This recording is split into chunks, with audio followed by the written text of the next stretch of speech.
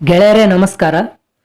ಗೆಳೆಯರೇ, ಇವತ್ತಿನ ತುಂಗಾಭದ್ರಾ ಡ್ಯಾಮ್ನಲ್ಲಿ ಎಷ್ಟು ಅಡಿ ನೀರು ಇದೆ, ಎಷ್ಟು TMC ನೀರು ಸಂಗ್ರಹವಾಗಿದೆ ಮತ್ತು ಒಳಹರಿವು ಹೊರಹರಿವಿನ ಬಗ್ಗೆ ಸಂಪೂರ್ಣವಾಗಿ ಮಾಹಿತಿಯನ್ನು ತಿಳಿಯೋಣ.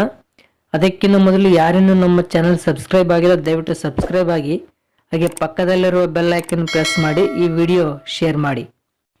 ಗೆಳೆಯರೇ, ಇಂದು ಅಂದರೆ 6/6/2025 ಇವತ್ತಿನ ತುಂಗಾಭದ್ರಾ ಡ್ಯಾಮ್ನ ನೀರಿನ ಮಟ್ಟ ಬಂದು 1600 ಅಡಿ 16 ಇಂಚು ನೀರು ಇದೆ. ಇನ್ನು ಡ್ಯಾಮ್ನ ಗರಿಷ್ಠ ನೀರಿನ ಮಟ್ಟ ಬಂದು 1633 ಅಡಿ ಇರೋದು. ಸೊ ಇನ್ನು ಇವತ್ತು ಡ್ಯಾಮ್ನಲ್ಲಿ 21.73 TMC ನೀರು ಸಂಗ್ರಹವಾಗಿದೆ. ಇನ್ನು TB ಡ್ಯಾಮ್ನ ಗರಿಷ್ಠ ನೀರು ಸಂಗ್ರಹ ಸಾಮರ್ಥ್ಯ ಬಂದು 105.80 TMC ಇರೋದು.